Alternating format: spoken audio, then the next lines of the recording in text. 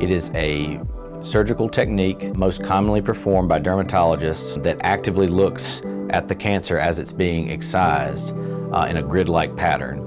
It is the most effective way to rid a given area of the skin cancer, but as a facial plastic surgeon, I come involved not really with the excision at all, it's with the repair, particularly if the defect involves a larger area or it's in an area of what we would term like a high real estate area, such as around the eye or the nose. Someone such as myself uses surgical techniques to repair it, reconstruct it.